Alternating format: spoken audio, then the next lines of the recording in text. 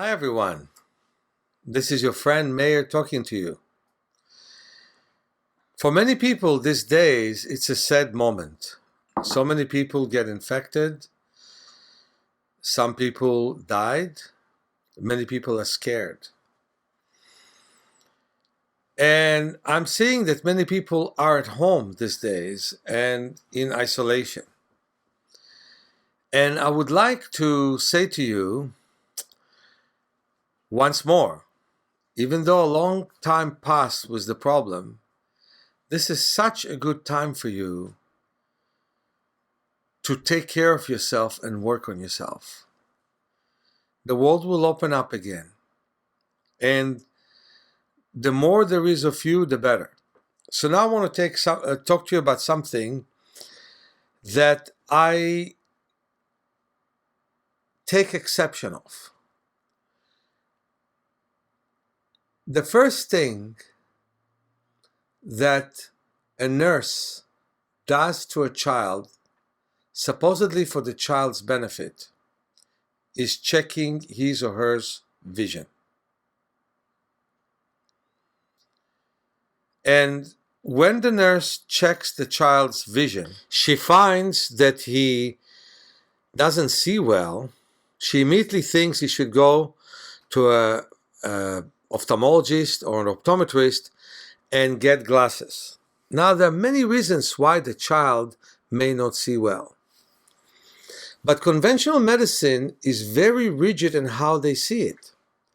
While we have so many scientists these days that are saying that the brain is affecting everything, the ones who don't understand anything about it are neurologists and ophthalmologists.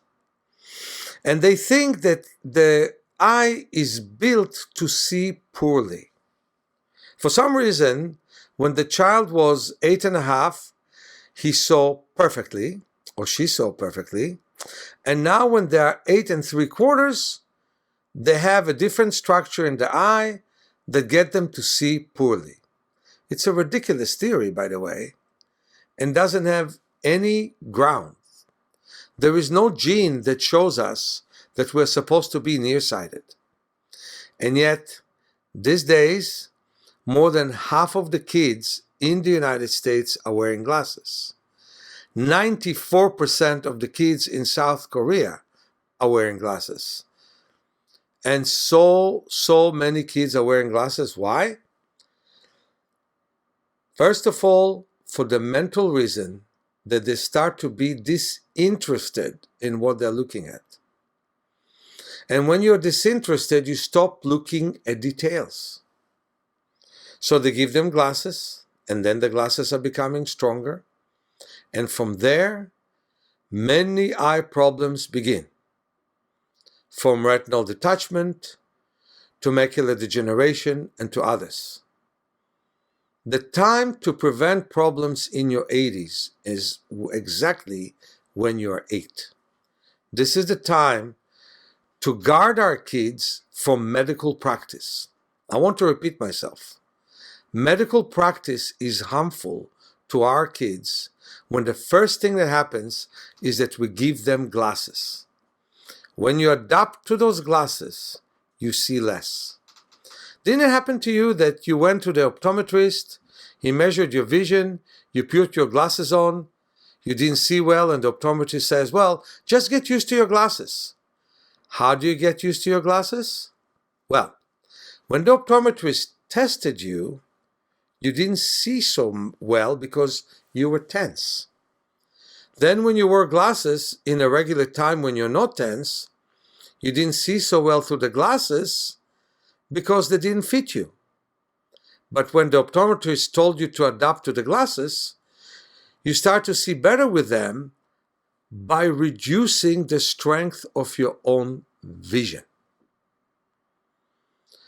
A case like this happened to my daughter, that she was used to one optometrist and she saw another one, and she was born with cataracts, and her vision deteriorated at that optometrist's office greatly. But when I came and did with her some eye exercises, it improved more than ever. Just imagine, she would have been adapted to poor vision and poor glasses and very strong glasses. And with my work, first time in her life, she was able to see 20/20, which was amazing. But to go further with all of you, we have to think about what can make us see worse and what can make us see better. Mental stress can make us see worse. There's no two ways about it. Whether you're a kid in a class who is bored, whether you are an adolescent who thinks about his loved one and dreams about her, or she dreams about him and can't think about anything else, or whether you are in your 40s and you're tired of the life that you have, or whether you're in your 60s and you're tired of everything, that leads to poor vision. Also, what leads to poor vision is so much work from Meir. If you looked at all the videotapes that I made, we did them in the park, in the ocean, on the trampoline, exactly where we have sky and trees and mountains and ocean. That's what your eyes should be looking at. Whenever you have a window, look through that window.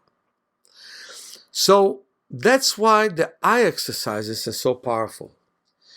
And I want to guide all of you through a little bit of palming. Rub your hands and stop the program until you find yourself a nice pillow that you can put on your table.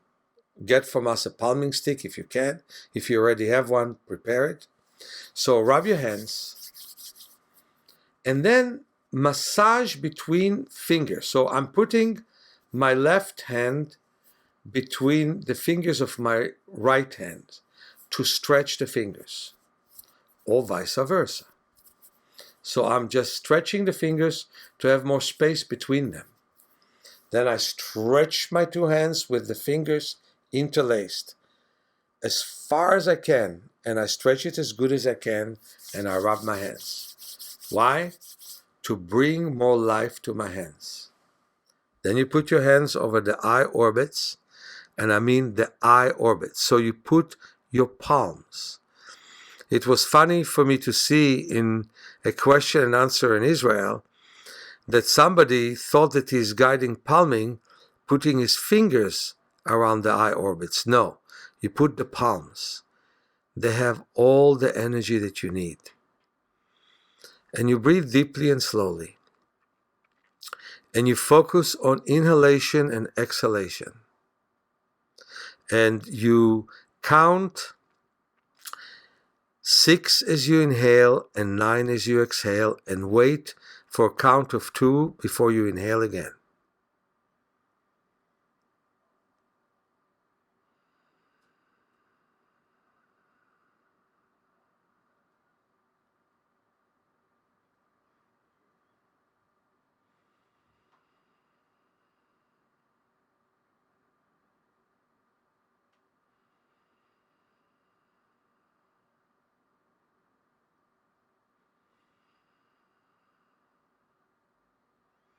You visualize that your eyes are soft. You visualize that your eyes are warm. You feel the wonderful movement within your abdomen and lower back. You drop your elbows and you relax.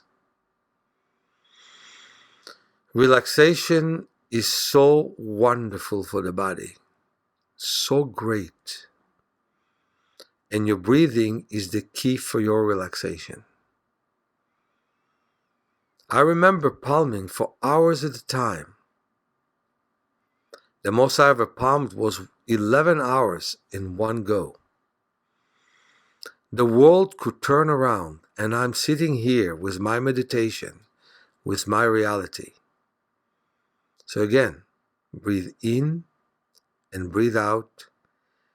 You can count your breath or simply breathe slowly in and even slower out. And visualize that your eyes are soft. You see darkness and maybe even blackness.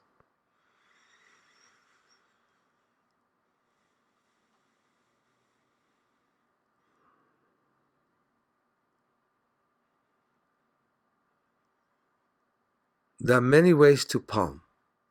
You can find them on my programs. And slowly, slowly take your hands off. The minimum you should be palming, almost always, is 6 minutes. You can palm for a shorter time, like we did now, but mostly palm for at least 6 minutes. In my audio CD, Meir's Vision, palming is 12 minutes. In Relaxation for the Eyes, it is 17 minutes. There is some preparation for palming in both. With Relaxation for the Eyes, my English is even more broken than now because I just came to the United States in that time. But I kept it because I really had the feel for it. Be patient. Palm. Don't be anxious. Let the anxiety go. I heard of some people who say they hate the exercise. Well, there are many bridge exercises we can do so they can love the exercise. But I can sit and palm forever. In fact, even these days, I'm listening to some CDs, books of others, and my own while palming. Also, look at the distance. We've been too much in front of that computer, too much in front of that phone. And I want you to look again at our YouTube channel and see my interview with Eric Pepper. He's a wonderful professor in State University and a wonderful practitioner of biofeedback. And he's talking about Zoom fatigue. And boy, does that exist. So look at the different colorations of nature. And you can also look at my interview with Ray Gottlieb, who talked about syntonic and color therapy. The most important thing is spend now valuable time with yourself. Prepare for the second part of the year when things will open up much more than they are now, when you return back to life.